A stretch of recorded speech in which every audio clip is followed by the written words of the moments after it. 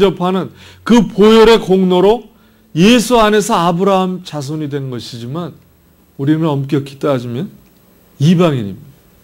유대인의 혈통이 아닙니다.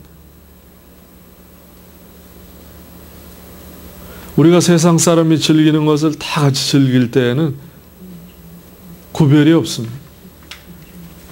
세상 사람들이 우리를 보고 예수를 믿도록 예수 그리스도께서 우리를 보혈로 우리의 죄를 씻어주시고 이제 성경 말씀에 따라서 살으라고 가르치셨는데 우리가 세상과 똑같이 지낸다면 아무 의미가 없습니다. 이 12월에 예수 그리스도가 탄생한 그 목적지를 향해서 온 동방박사들의 한번 그 마음을 한번 생각해 보세요. 그것도 이방 나라에서 베들레헴이라는 곳에 작은 자 그리스도 유대 왕으로 오실 그리스도가 태어나실 것이니라. 그 예언 한마디를 붙들고 왕께만 드려야 되는 그 선물 3가지를 싸가지고 그 사람들이 온 길을 한번 눈을 감고 한번 그림을 그려보시기 바랍니다. 얼마나 험했겠어요. 그 당시에 길도 없는데 그 바벨론에서 예루살렘으로 오려면 아마 사막지, 들판, 바람이 굉장히 불고 아마 낙타를 타고 오지 않았나 생각이 듭니다. 오다가 밤이 지면 텐트를 치고 자야 하고 그 당시에 뭐 텐트가 있었겠습니까? 그러나 그분들의 마음 속에 그 별을 보고 저것이 바로 유대 왕으로 오실 아기 그리스도, 이분이 온 세상을 구원하시러 오실 분이라는 것을 알고 그 한마음으로 그들이 달려왔다면 여러분 우리들의 마음은 어때야 되겠습니까? 우리가 보고 배워야 할 사람들. 제사장은 아니라는 거죠. 제사장은 성경을 꿰뚫고 있으면서도 가까운 거리에 있지만 경배하러 가지 않고 오히려 헤롯 왕과 같이 동의하면서 어떻게 하면 예수 그리스도를 잡아서 죽여버릴까. 결국 우리가 알듯이 성경에서 제사장들, 유대인들이 예수를 못 박았습니다. 자, 왜 이렇게 아이러니컬한 유대인, 같은 유대인이면서 유대인을 믿지 못하고 이 세상 모든 사람의 죄를 구원하러 오시는 아기 예수 그리스도를 결국은 성인이 돼서 십자가의 못을 받게 하는 그러한 상황을 왜 성경에 담고 있을까? 여러분 한번 배경을 생각해 보시기 바랍니다. 그저 성령으로 마리아를 통해서 예수 그리스도가 잉태됐고 예수는 이 세상에 태어나셨고 33년을 사시다가 십자가에 달리시고 우리 때문에 돌아가셨다. 이것이 우리의 교리요 지식이 아니겠습니까? 그러나 예수님이 왜 짧은 생애를 사시고 우리를 위해서 저 피를 흘려주셔야 되셨을까? 그렇다면 무엇 때문에 이 세상에 태어나셨냐 이거죠. 인간이라면 정해진 날수가 80에서 120년을 살고 가도 모자라는 판인데 33년을 짧은 생애를 마치시고 우리를 위해서 돌아가셨다면 그분이 왜 이 세상에 그것도 마구간에서 태어나셨냐 이거죠. 자, 마태 기자가 보는 관점과 누가복음이 보는 관점은 다릅니다. 누가복음은 마태복음은 동방박사들이 별을 보고 예수님을 찾아왔지만 누가복음에는 목자들한테 천사가 나타났습니다. 자, 무엇을 얘기해 주고 있습니까? 예수님이 왜 마구간에서 태어나셨을까? 고린도전서 1장 26절에서 29절의 말씀을 이루려고 하십니다.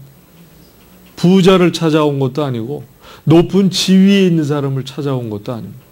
소외된 사람, 가난한 자, 병든 자, 전혀 지혜가 없는 자, 이런 자들을 위해서 예수님이 오셨다는 거죠.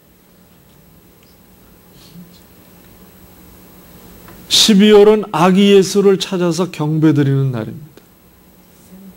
마태 기자는 경배에 중점을 두었어요. 왜냐하면 이것이 구약에서 이룬 말씀이 성취된 약속이라는 겁니다. 예수 그리스도가 바로 우리를 구원하실 메시아라는 것을 다시 한번 확증시켜주고 계시는 거예요. 그러나 누가복음은 다르죠. 누가복음은 천사가 와서 예수 그리스도의 탄생을 목자에게 알려주고 목자가 찾아와서 가난한 자들과 소외된 자들을 찾으러 예수님께서 오셨지만 그것을 보고 돌아가서 그들이 모든 사람에게 이 기쁜 소식을 전했다고 하는 것에 누가 기자는 초점을 맞추고 있습니다. 내가 보고 들은 것을 그 동네에 돌아가서 다 전했노라.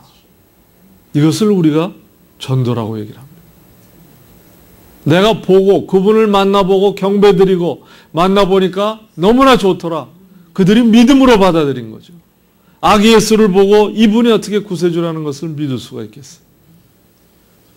그러나 천사의 말을 믿고 그것을 믿음으로 그들이 받아들였기 때문에 돌아가서 널리 동네뿐만 아니라 온 유대 고을에 그 복음을 전하게 된 겁니다.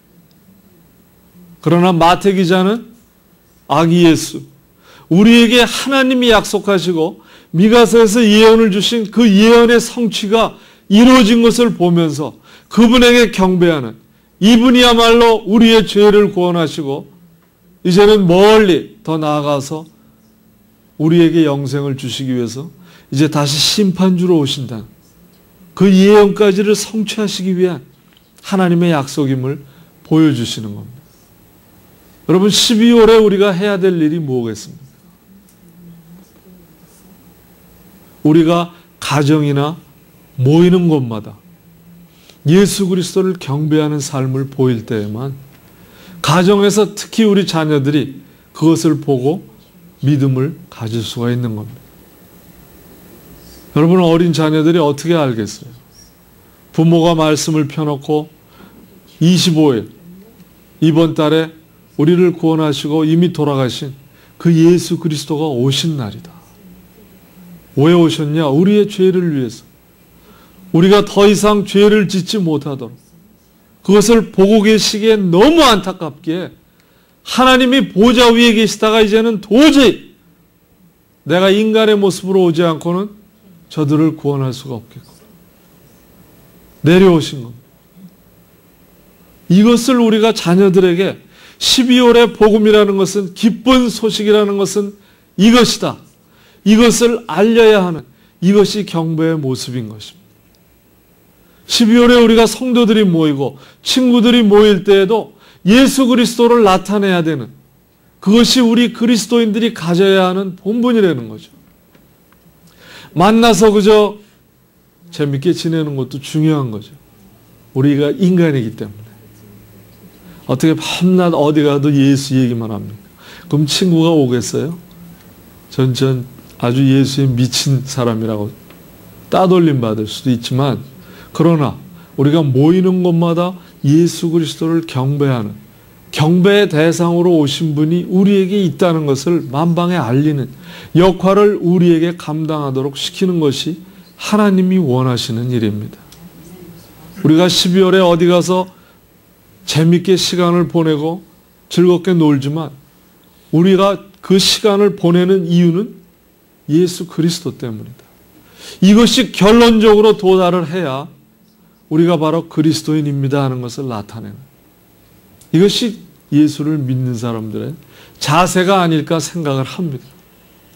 제가 너무 이것이 자세입니다 하면은 또 너무나 강하게 가지 않나 생각이 들어서 살짝 말꼬리를 바꿨지만 제 본심은 여러분, 어디에 가나 내가 예수님 때문에 여기에 있고 이렇게 즐거운 시간을 보낼 수가 있고, 내가 우리 이 세상에 나를 찾아오신 예수님 때문에 내가 지금까지 잊어버리고 살았지만 이 12월만큼은 나에게 와주신 예수님을 가까이 계시게 하시고 그분과 동행하며 그분이 주시고자 하는 음성과 뜻과 나의 삶의 목적을 조금이라도 찾아가기 위해서 이번 달은 내가